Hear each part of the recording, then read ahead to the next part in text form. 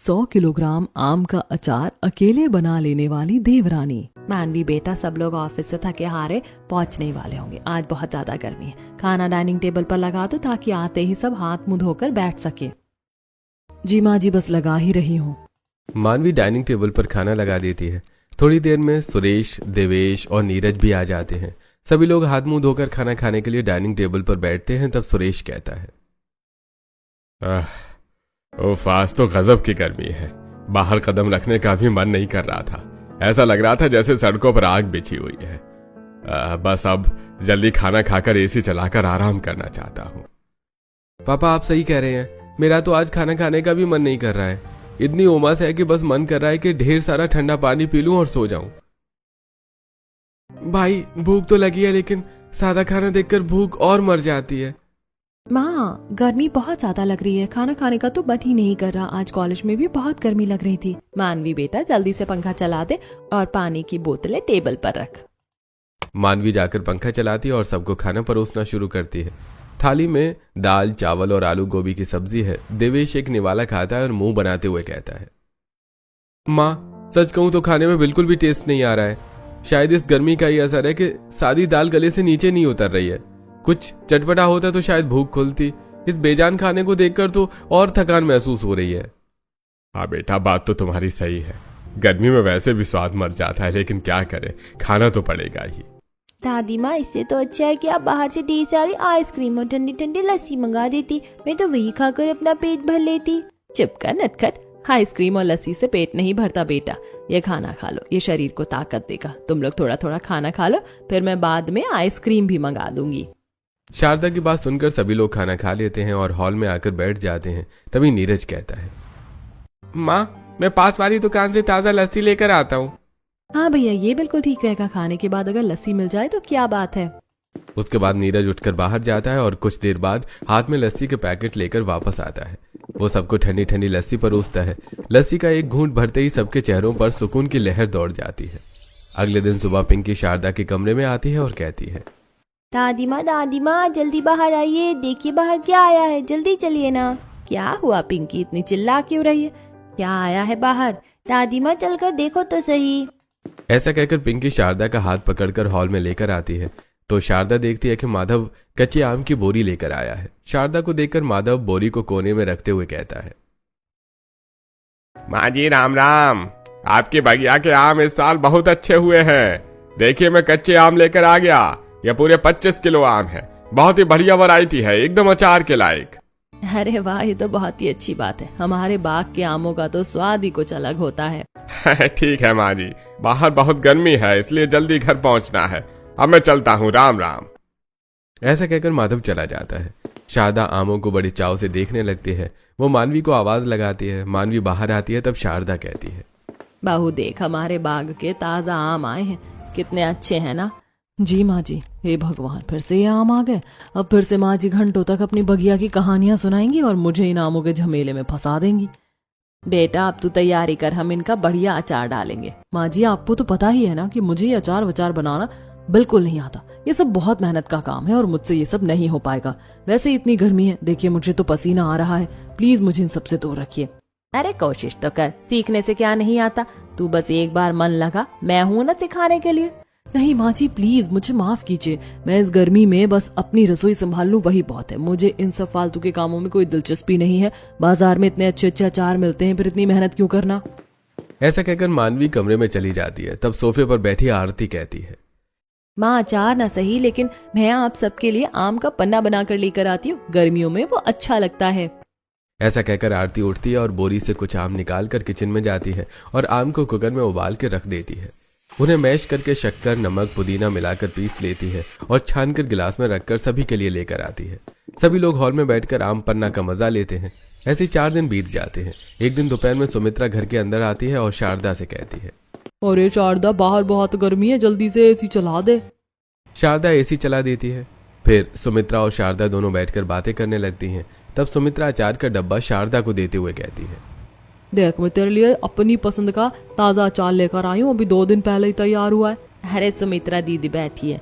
अच्छा किया आप अचार ले आई। आप तो जानती है मुझे आपके हाथ का अचार कितना पसंद है। यहाँ तो आम आ गए हैं पर बहू को बनाने में कोई रुचि ही नहीं। अरे शारदा, जब तेरी शादी नहीं हुई थी तब माँ ने तुझसे कितनी बार कहा था कि अचार बनाना सीख ले। अगर तब सीख लेती तो आज तुझे दूसरों का मुंह ना ताकना पड़ता। अपनी घर की चीज की बात ही अलग होती है। हाँ दीदी, सही कहती हो, पर अब तो वो समय हाथ से निकल गया। अब इस उम्र में मैं क्या सीखूंगी। थोड़ी देर बातें करने के बाद शारदा सुमित्रा को एक पन्नी में भरकर आम देती है और सुमित्रा आम लेकर चली जाती है। ऐसे ही रात हो जाती है और सभी लोग खाना खाने के लिए डाइनिंग टेबल पर बैठ जाते हैं। मानवी सबको खाना परोसती है। खाना खाकर आरती कहती है, माँ इतनी गर्मी लग रही है, इस गर्मी में खाना तो बड़ा ही बेस्वाद लग रहा है। मौसी अचार लेकर आई थी ना, वो अचार दे दो ना। अरे हाँ बेटा, मैं तो भूल ही गई थी। मानवी जरा रसोई से वो अचार तो ला। अब मानवी रसोई में जाती है और अचार लाकर सबको सर्व करती है। अचार खाकर सुरेश कहता है, वाह भाई वाह, यह अचार तो वाकई लाजवाब है। दाल और चावल के साथ इसका मेल तो स्वर्ग जैसा लग रहा है। ऐसा लग रहा है जैसे किसी ने सादी दाल में जान डाल दी हो। दीदी सचमुच में बहुत अच्छा अचार बनाती है। सही कह रहे हैं पापा, इस उमस भरी गर्मी में आज तो खाने में मजा आ गया। मानवी, तुम भी ऐसा ही अचार क्यों नहीं बनाती? अगर घर में ऐसा अचार हमेशा रहे तो खाने का मजा दोगुना हो जाए। हाँ मम्मी, अच्छा सचमुच बहुत अच्छा है। आप भी ऐसा अचार बनाया करो। माँ, ये अचार खाकर तो मुझे गांव की याद आ गई। बचपन में हम ऐसे ही अचार के साथ रोटियां खाते थे। देख बहू, सब लोग कितनी तारीफ कर रहे हैं, तू भी थोड़ा सा बनाने की कोशिश तो कर।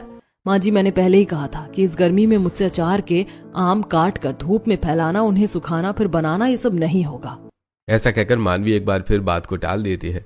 अगले दिन इतने सारे आमों को देखकर शारदा आरती से कहती है, आरती बेटा, ये कच्चे आम हमारे किसी काम के नहीं है। हमने जितने कच्चे आम के आम पन्ना खाना था वो खा लिया। अब तू इन आमों को ले जाकर पड़ोसियों को बांट दे, कम से कम उनका ही भला हो जाए। अब आरती उन आमों को पन्नी में भर भर कर पड़ोसियों को बांट देती है। पड़ोसी आम पाकर बहुत खुश होते हैं। शारदा 5 किलो आम बचा लेती है। इधर घर में सभी लोग रोज खाने के साथ अचार खाते हैं। अचार एक हफ्ते में ही खत्म हो जाता है। अचार खत्म होने के बाद शारदा मानवी से कहती है, अरे बेटा, दीदी जो अचार लाई थी वो खत्म हो गया और सभी लोग अचार के साथ अच्छे से खाना खा लेते। जरा तू थोड़ा अचार बनाने की कोशिश तो कर। शारदा के फोर्स करने पर मानवी हार मानकर बचे हुए 3 किलो आम निकालती है। वो चाकू उठाती है और आम काटना शुरू करती है। वो बार बार अपनी उंगलियों का ध्यान रख रही है। मानवी आम काटते हुए मन ही मन सोचती है, उफ, ये आम कितने सख्त है, चाकू भी नहीं चल रहा। अब इसमें मसाले डालने का झंझट कौन पाले? सौंफ, राई, कलौंजी, मुझे कुछ समझ नहीं आ रहा है। ऐसा करती हूँ, अचार का मसाला ऑनलाइन ऑर्डर कर देती हूँ। यही सोचकर मानवी अपना फोन उठाती है और ऑनलाइन अचार का मसाला ऑर्डर कर देती है। अगले दिन अचार का मसाला आ जाता है। मानवी उसे अचार में मिलाकर धूप में रख देती है। धीरे धीरे 10 दिन बीत जाते हैं। अब मानवी तैयार अचार को छत से उतार लाती है और सभी को खाने के समय सर्व कर देती है।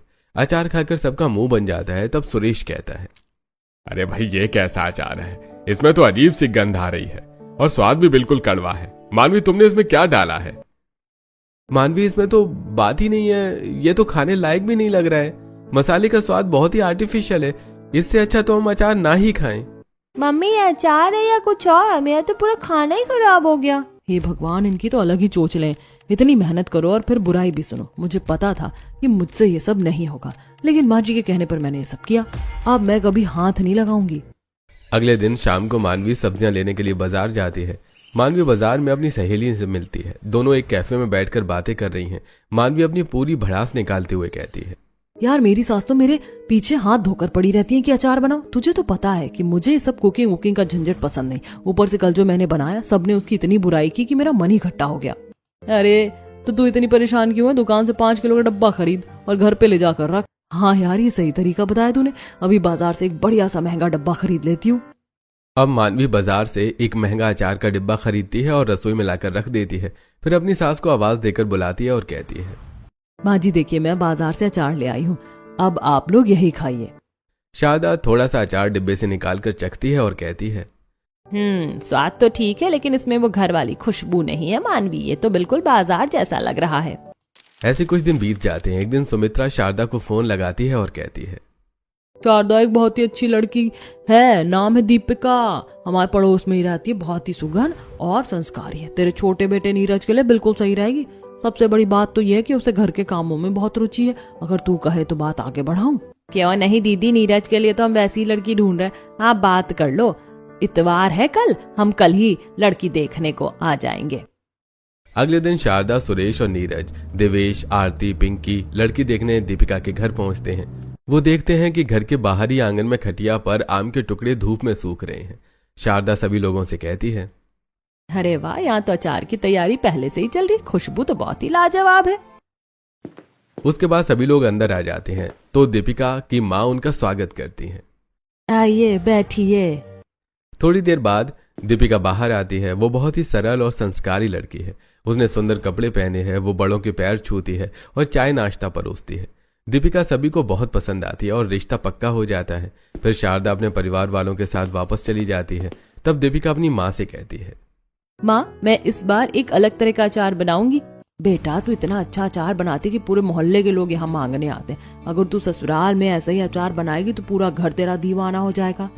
माँ, मुझे तो दूसरों को खिलाकर खुशी ही मिलती है। वो लोग ये बातें कर ही रहे थे कि तभी एक पड़ोसन मोहिनी अंदर आती है और कहती है, अरे दीपिका बेटा, वो जो तूने पिछली बार अचार दिया था ना, वो खत्म हो गया। मेरे दामाद आए और उन्हें वही अचार खाना है, थोड़ा सा और दे दे बेटा। क्यों नहीं आंटी, मैं अभी लाई। आप बैठिए। अब दीपिका रसोई में जाती है और पहले से बनाकर रखा हुआ अचार थोड़ा सा कटोरी में निकालती है और मोहिनी को लाकर दे देती है। मोहिनी अचार लेकर चली जाती है। धीरे धीरे कुछ महीने बीत जाते हैं और दीपिका और नीरज की धूमधाम से शादी हो जाती है और दीपिका दुल्हन बनकर नीरज के घर आ जाती है। पिंकी उसका स्वागत करते हुए कहती है, आइए आइए चाची, आपका हमारे घर में वेलकम। शारदा दीपिका का गृह प्रवेश करवाती है। थोड़ी देर सभी लोग दीपिका से बात करते हैं। उसके बाद अपने अपने कमरे में जाकर आराम करते हैं। अगले दिन दीपिका सभी लोगों के लिए खाना बनाती है और सभी को परोसती है। दीपिका के हाथ का खाना खाकर सब उसकी तारीफ करते हैं। तब शारदा कहती है, खाना तो सचमुच बहुत अच्छा बनाया है दीपिका, बस अगर घर का थोड़ा अचार होता तो खाने में जान आ जाती। समय का पहिया घूमता है और देखते ही देखते शादी को कुछ महीने बीत जाते हैं। दीपिका ने अपने शांत और मिलनसार स्वभाव से घर के हर सदस्य के दिल में जगह बना ली है। अब फिर से वही चिलचिलाती गर्मी का मौसम आ गया है। एक दिन माधव आम की एक बोरी लेकर घर आता है और हॉल में रखते हुए कहता है, लीजिए, हर साल की तरह इस साल भी मैं आम ले आया हूँ। अरे वाह, इस साल तो आम बहुत जल्दी तैयार हो गई। माधव बोरी रखकर चला जाता है। तभी वहां दीपिका आती है और कच्चे आमों की बोरी को देखकर खुश होते हुए कहती है, अरे वाह, कच्चे आम। माँ जी, ये तो बहुत ही अच्छी क्वालिटी के आम दिखाई दे रहे हैं। क्या आपने इन्हें बाजार से मंगवाया है? अरे नहीं बेटा, ये तो हमारे गांव की बागान के आम है। बागवान हर साल आम दे जाता है। अच्छा माँ जी, फिर आप इन आमों का क्या करती है? बेटा, हम रिश्तेदार और मोहल्लों में बांट देते हैं। सारी बांट देते हैं क्या आप लोग? अचार नहीं बनाते? बहू, हमें अचार बनाना नहीं आता। पिछली बार तो मानवी ने कोशिश की थी पर वो बात नहीं बनी। तभी मानवी वहां आ जाती है और ये सुनकर गुस्सा होते हुए कहती है, माँ जी, आप तो बस पुरानी बातें लेकर बैठ जाती हो। मैंने तो अपनी तरफ से पूरी कोशिश की थी। अब वो मसाला ही खराब निकला तो मैं क्या करती? माँ जी, आप चिंता मत कीजिए, इस बार हम किसी को कच्चे आम नहीं बांटेंगे। मैं इन सारे आमों का अचार बनाऊंगी, घर का बना शुद्ध, चटपटा और मसालेदार अचार। बहू, ये पूरे 25 किलो आम है तो इनका अचार बना लेगी? दादी, आप चाची को गम्मत समझो। चाची तो सुपर वुमन है और वैसे भी मैं हूँ ना उनके असिस्टेंट। चाची, आप बस मुझे हुक्म कर देना, मैं सारे आमों को लाइन में खड़ा कर दूंगी। माँ जी, मैं तो पूरे सीजन भर में 100 किलो आम के अचार बना सकती हूँ।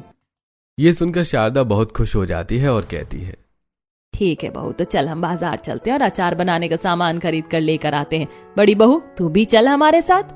माँ जी, बाहर इतनी गर्मी है, मैं तो एसी में बैठने जा रही हूँ। आप लोग बाजार चले जाओ। सारा दिन एसी के सामने बैठी रहती है। अरे थोड़ा बहुत चलना फिरना भी चाहिए। तैयार हो और हमारे साथ चल।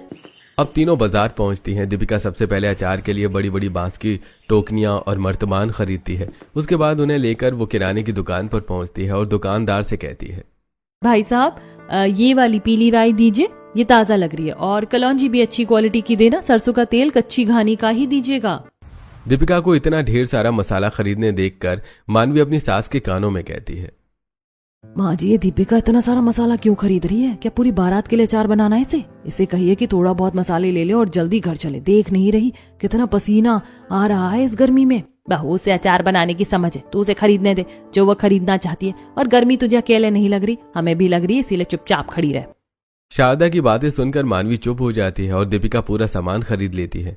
दीपिका अपने हाथों में 2 झोले लेती है। शारदा भी 2 झोले उठाती है और फिर मानवी से कहती है, अरे बहू, क्या देख रही है? हम दोनों ने अपने हाथों में सामान उठा लिया है। अब ये तो टोकनियां और बचा हुआ सामान तू उठा ले।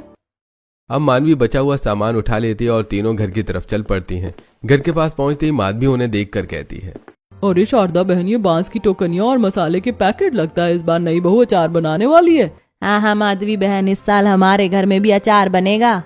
बातें करने के बाद शारदा अपनी बहुओं के साथ सारा सामान लेकर घर वापस आती है। घर पहुंचते ही सुरेश और देवेश सामान की बोरियां देखकर हैरान रह जाते हैं। तब देवेश कहता है, अरे भाई, आप लोग तो अचार बनाने का ढेर सारा सामान ले आए हो।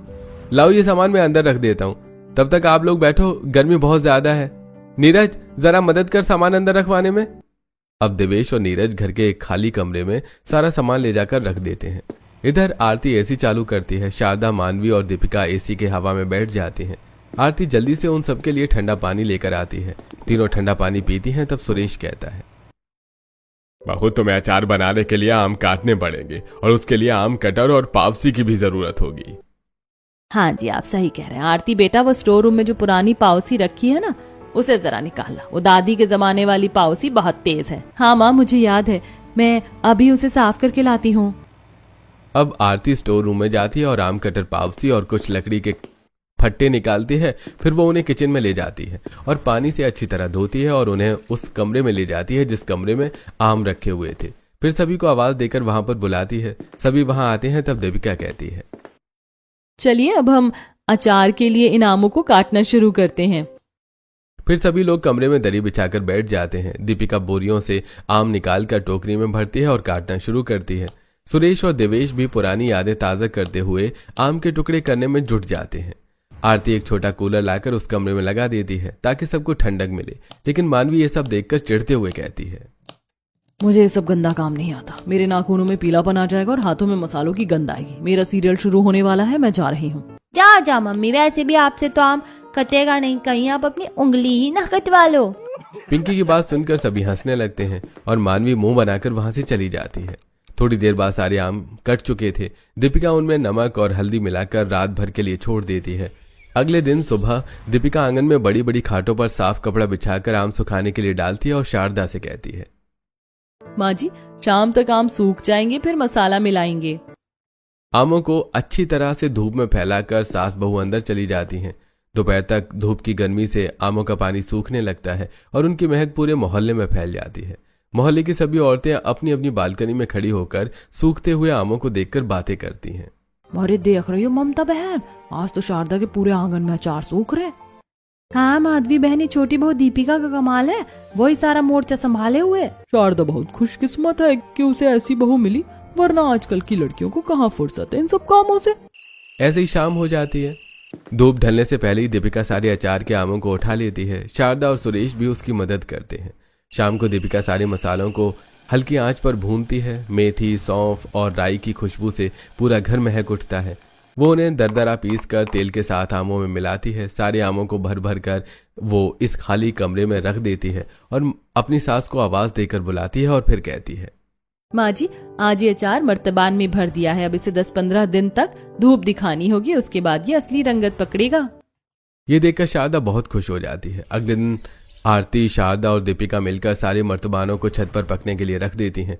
तभी अपनी छत पर कपड़े फैला रही करुणा कहती है, शारदा चाची, आप लोगों ने तो अच्छी खासी क्वांटिटी में अचार बनाया है। जब अचार पक जाए तो थोड़ा हमें भी दे देना। हाँ करुणा, चिंता मत करो, अचार पकने तो दो, तुम लोगों को भी जरूर खिलाऊंगी अपनी बहू के हाथ का अचार। उसी समय मानवी भी छत पर टहलने आ जाती है और उन लोगों की बात सुनकर मुंह बनाते हुए मन में सोचती है, हे भगवान, आजकल तो पूरे घर में अचार के अलावा कोई बात ही नहीं हो रही है।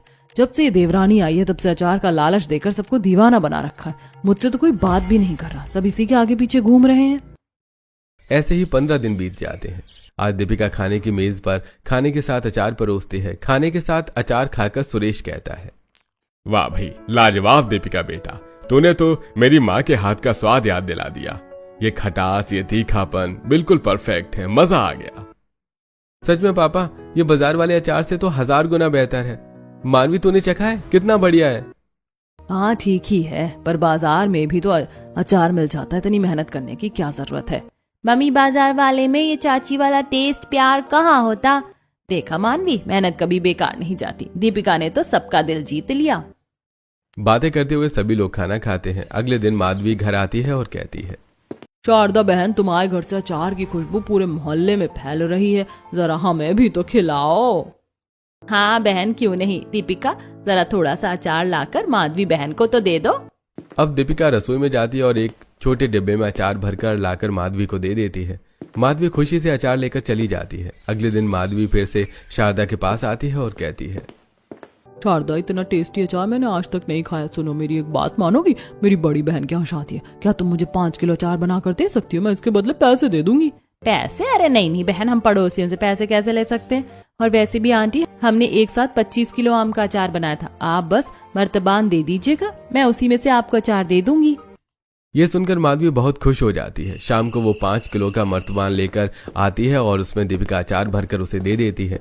माधवी अचार लेकर चली जाती है। 2 दिनों बाद करुणा का फोन आता है और वो कहती है, शारदा चाची, कल मैं माधवी चाची के घर गई थी तो उन्होंने मुझे आपके घर का बना हुआ अचार चखाया, बड़ा ही अच्छा है। मैं कह रही थी कि मेरे लिए भी 5 किलो भिजवा दीजिए, मैं आपको पैसे भिजवा दूंगी। अब शारदा आरती के हाथ से 5 किलो अचार करुणा के घर भिजवा देती है। थोड़ी देर बाद आरती अचार का मर्तबान करुणा के घर देकर वापस आ जाती है और अपने भाभी के हाथ में पैसे देते हुए कहती है, भाभी, ये करुणा भाभी ने भेजा है। आपने 25 किलो आम का अचार बनाया था, जिसमें 10 किलो तो चला गया। अब हमारे पास 15 किलो ही बचे हैं। लेकिन आज तो चाची की पहली कमाई भी आई है, चलो चाची हमें पार्टी दो। दीपिका अपनी पहली कमाई जो पड़ोसन ने एडवांस के तौर पर दी थी शारदा के हाथों में रख देती है और कहती है, माँ जी, ये अचार के लिए पहला ऑर्डर मिला है, ये पैसे आप रखिए। जीती रहे बेटा, तूने तो घर बैठे लक्ष्मी का रास्ता खोल दिया। मानवी, तू देख रही है दीपिका कितनी गुनी है, और एक तू है कि तू घर के लिए भी अचार नहीं बना सकती। हाँ, देख रही हूँ। अब बस यही कमी रह गई थी कि घर में अचार बेचा जाए। मम्मी, आप तो जल रही हो चाची से। आज तो पार्टी होगी ना, हम ऑनलाइन आइसक्रीम मंगाएंगे। क्यों नहीं, आज सबकी तरफ से पार्टी। घर में खुशियों का माहौल है, लेकिन मानवी अंदर ही अंदर ईर्ष्या से जल रही है। शाम को दीपिका ऑनलाइन आइसक्रीम मंगवाती है और सभी लोग बैठकर आइसक्रीम खाते हैं। अब पड़ोस के कुछ और लोग 5 किलो अचार खरीदते हैं और इस तरह दीपिका के पूरे 25 किलो अचार बिक जाते हैं। दीपिका शारदा से कहती है, माँ जी, हमारे 25 किलो अचार तो बिक गए। आप ऐसा कीजिए कि 25 किलो और मंगवा लीजिए, हम उनकी भी अचार बना लेते हैं। ये सुनकर शारदा बहुत खुश हो जाती है। वो माधव को फोन लगाती है। माधव बागों में कच्चे आम तोड़ रहा था, तभी शारदा माधव से कहती है, अरे माधव, 25 किलो की आम की बोरी और पहुंचा देना आज। हाँ माँ जी, आपने सही समय पर फोन किया है। मैं बस बागों से आम ही तोड़ रहा था, शाम तक पहुंचा दूंगा। शाम को माधव आम की बोरी लाकर शारदा के घर पहुंचा देता है। शाम को देवेश ऑफिस से आता है और कहता है, माँ, मेरे ऑफिस के बॉस ने मेरा अचार चखा जो मैं टिफिन में ले गया था। वो तो इसके दीवाने हो गए हैं। उन्होंने अपने लिए 5 किलो और अपने पूरे स्टाफ के लिए 10 किलो अचार का ऑर्डर दिया है। वो गुजराती हैं और कह रहे थे कि उन्हें उसमें थोड़ा सा मेथी ज्यादा वाला फ्लेवर चाहिए। भैया, आप चिंता मत कीजिए, मैं उनके लिए स्पेशल मेथी वाला अचार बना दूंगी। आज ही तो माँ ने बागों से 25 किलो आम मंगवाए हैं। हाँ भाई, हमारी दीपिका बहू तो घर की लक्ष्मी निकली। खानदान की 100 बहुएं मिलकर भी दीपिका बहू की बराबरी नहीं कर पाएंगी। क्या? हे भगवान, इसकी इतनी तारीफ! मुझे कुछ करना होगा, वरना ये तो सबकी आंखों का तारा बन जाएगी और मैं बस किनारे रह जाऊंगी। अब शारदा और माधवी 15 किलो ज्यादा मेथी वाला छुंदा अचार बनाती है और उसे कमरे में ही रख देती है। रात के अंधेरे में जब सब सो रहे होते हैं, मानवी दबे पांव वहां आती है। वहां बचे हुए आम के अचार का वहां रखा सारा मसाला उस अचार में मिला देती है और अपने आप से कहती है, बहुत तारीफें हो रही है ना इसकी, अब देखती हूँ ऑफिस वाले कैसे इसका अचार खाते हैं। अगले दिन जब दीपिका उठती है और कमरे में जाकर अचार का बदला हुआ कलर देखती है तो थोड़ा सा अचार निकाल कर चखती है और अपने आप से कहती है, ये क्या? कल तो मसाला बिल्कुल ठीक था, आज इतना नमक और मिर्च। ये अपने आप तो नहीं हो सकता। क्या दीदी ने? नहीं, वो ऐसा क्यों करेंगी? दीपिका समझ जाती है कि जानबूझकर किया गया है, लेकिन वो रोने या शिकायत करने के बजाय अपना दिमाग चलाती है। वो तुरंत स्टोर रूम से 5 किलो नए आम निकालती है और उन्हें कद्दूकस करती है और उसे अचार में मिला देती है और उन्हें ले जाकर छत पर रख देती है। 15 दिनों बाद अचार तैयार हो जाता है और दीपिका उन्हें देवेश को दे देती है। देवेश उन्हें लेकर ऑफिस चला जाता है। शाम को जब ऑफिस से आता है तो पैसे दीपिका के हाथ में देते हुए कहता है, माँ, बॉस तो पागल हो गए हैं। वो कह रहे हैं कि ऐसा अचार उन्होंने आज तक नहीं खाया। उनकी पत्नी ने अपनी बहन की शादी के लिए 20 किलो का और ऑर्डर दे दिया है। क्या? और ऑर्डर? ये कैसे हो सकता है? ये लड़की तो हार मानती ही नहीं। वाह चाची, आप तो रॉक स्टार हो। मम्मी, चाची सचमुच कमाल है ना। दीपिका, तूने तो कमाल कर दिया। वो तो ठीक है माँ जी, लेकिन हमारे पास तो सिर्फ 5 किलो ही आम बचे हैं। ऐसा कीजिए कि आप 25 किलो और मंगवा लीजिए। वाह भाभी, आपको पता है कि आपने 45 किलो आम के अचार बेच दिए अब तक। ये सुनकर जहां पूरे परिवार वाले खुश हो जाते हैं तो वहीं मानवी जल जाती है। अगले दिन शारदा फिर से 25 किलो आम मंगा लेती है और शारदा दीपिका मिलकर अचार बनाने की तैयारी शुरू करती हैं। इस बार भी वो सौंफ वाला अचार बनाती है। तभी आरती वहां आकर कहती है, माँ, मेरी सहेलियों ने 5-5 किलो आम के अचार के ऑर्डर दिए हैं और ये लीजिए, उन्होंने एडवांस में पैसे भी भेज रहे हैं, तो आप 10 किलो बढ़कर अचार बना लेना। ठीक है आरती, तो दीपिका बहू, हम पूरे आम के अचार बना लेते हैं।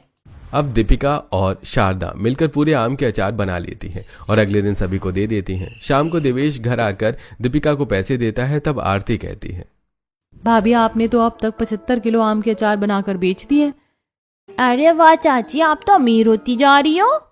पिंकी की बात सुनकर सभी लोग हंस पड़ते हैं। ऐसे कुछ दिन बीत जाते हैं। एक दिन नीरज शाम को घर आता है। सभी लोग हॉल में बैठे होते हैं। नीरज भी वहां बैठ जाता है और दीपिका से कहता है, दीपिका, मेरे एक दोस्त ने अपने बेटे की बर्थडे पार्टी के लिए 20 किलो आम के अचार का ऑर्डर दिया है, तो तुम उसे बना देना प्लीज। और हाँ, उसने कुछ पैसे एडवांस भी दिए हैं, ये रखो। तब परिवार के सभी लोग बहुत खुश हो जाते हैं। अब शारदा 25 किलो आम फिर से मंगवा लेती है और अपनी बहू के साथ अचार बनाना शुरू करती है और वो दीपिका से कहती है, बहू, 20 किलो अचार हम ऑर्डर के लिए दे देंगे और 5 किलो घर के लिए रख लेंगे। हाँ माँ जी। ऐसा कहकर दीपिका अपनी सास के साथ अचार बनवाने लगती है। वो कांच के डिब्बे में भर भर कर अचार छत पर रख देती है। शाम को मानवी दबे पांव शक्कर लेकर छत पर पहुंचती है और इधर उधर देखते हुए अपने आप से कहती है, बहुत शौक है ना अचार बेचने का, अब अचार को ऐसा मिटाऊंगी कि कोई नहीं खरीदेगा। ऐसा कहकर मानवी अचार के सभी मर्तबानों में शक्कर मिला देती है और वहां से जाने लगती है। लेकिन तभी सीढ़ियों पर उसका सामना दीपिका से हो जाता है। दीपिका मानवी को देखकर कहती है, अरे दीदी, आप ऊपर क्या कर रही थी? वो कुछ नहीं दीपिका, मैं तो बस अपनी एक कुर्ती ढूंढने गई थी। कुर्ती? लेकिन दीदी, कल तो आपने कोई कपड़े ऊपर नहीं डाले थे। मुझे क्या पता मैंने क्या डाला था और क्या नहीं, तो अपना काम कर, मुझे मत सिखा। ऐसा कहकर मानवी तेजी से नीचे उतर जाती है। दीपिका को कुछ अजीब लगता है। वो छत पर जाती है और मर्तबान के पास पहुंचती है। उसकी नजर फर्श पर गिरी थोड़ी सी शक्कर पर पड़ती है। वो घबराकर मर्तबान खोलती है और उसका एक टुकड़ा चखती है। उसका स्वाद चखते ही दीपिका के पैरों तले जमीन खिसक जाती है। अचार कड़वा नहीं बल्कि सिरके और शक्कर की वजह से बिल्कुल मीठा हो चुका है। वो मनी मन सोचती है, हे भगवान, ये दीदी ने क्या कर दिया? इतनी मेहनत, इतने मसाले, सब बर्बाद हो गए। लेकिन फिर उसे अपनी माँ की कही बात याद आती है। रसोई में कोई भी गलती आखिरी नहीं होती। वो मर्तबान नीचे किचन में ले आती है और ढेर सारी सूखी लाल मिर्च कूटती है, इमली का गाढ़ा पल्प बनाती है और उसमें सौंठ और काला नमक मिलाकर एक नया मसाला तैयार करती है। वो उस मीठेपन को खट्टा मीठा और तीखा बैलेंस देने के लिए अपनी पूरी जान लगा देती है। अगली सुबह वो हॉल में बैठे सभी लोगों को अपना अचार चखाती है। अचार चखकर सुरेश कहता है, अरे ये क्या चीज बनाई है बहू, आज तक मैंने बाजार में भी ऐसा अचार नहीं खाया। पहले मीठा लगता है, फिर खट्टा और आखिर में जो मिर्च का तड़का लगा है, वाह, ये तो सुपर हिट है। घर के बाकी लोग भी उस अचार की बहुत तारीफ करते हैं। दीपिका निश्चिंत होकर 20 किलो अचार नीरज को दे देती है। नीरज अचार लेकर चला जाता है। शाम को वो पैसे लेकर आता है और कहता है, दीपिका, तुमने तो कमाल कर दिया। ये नई तरह का अचार मेरे दोस्त और उसके परिवार को बहुत पसंद आया। अरे वाह भाभी, आपने तो इस सीजन के पूरे 100 किलो का अचार बना लिया, 95 किलो बेच दिया और 5 किलो घर के लिए रख लिया। चाची, मैंने कहा था ना कि आप रॉक स्टार हो। पापा, अब तो चाची को बड़ी वाली पार्टी देनी पड़ेगी। मम्मी, आप चुप क्यों हो? आपको खुशी नहीं हुई कि चाची का बिजनेस इतना बढ़ गया? हाँ, क्यों नहीं, खुशी तो बहुत है। ये लड़की तो गिरकर भी खड़ी हो जाती है। मेरी हर चाल इसके लिए वरदान साबित हो रही है। रात को जब सब सो जाते हैं, दीपिका मानवी के कमरे में जाती है। मानवी खिड़की के पास खड़ी चांद को देख रही है। दीपिका उसके पास जाकर कहती है, दीदी, मैं जानती हूँ कि कल छत पर आप कुर्ती ढूंढने नहीं आई थी और मैं ये भी जानती हूँ कि मर्तबान में शक्कर किसने डाली थी। तू क्या बकवास कर रही है? मैंने कुछ नहीं किया। दीदी, मैं आपसे लड़ने नहीं आई हूँ, मैं तो आपको शुक्रिया कहने आई हूँ। आपकी डाली हुई उस शक्कर ने मुझे एक नई रेसिपी सिखा दी। रिश्तों में कड़वाहट घोलने से कुछ नहीं मिलता दीदी, लेकिन अगर हर काम मिलकर करें तो मिठास से पूरा घर महक सकता है। मैंने माँ जी से कुछ नहीं कहा और कभी कहूंगी भी नहीं। मुझे माफ कर दे दीपिका, मैं जलन में इतनी अंधी हो गई थी कि अपने ही परिवार का नुकसान करने चली थी। तो इतनी छोटी होकर भी कितनी बड़ी सोच रखती और मैं बस सजने संवरने और जलने में ही रह गई। मुझे अपनी टीम में शामिल कर ले, मुझे भी ये हुनर सीखना है। तभी शारदा वहां जाती है और कहती है, क्या खिचड़ी पक रही है तुम दोनों में? माँ जी, अब से मैं भी दीपिका की जूनियर पार्टनर हूँ। अब हम दोनों मिलकर अचार बनाएंगे और बेचेंगे। अब इस तरह वो सभी लोग खुशी खुशी आम का अचार बनाते और साथ मिलजुल कर काम करते हैं।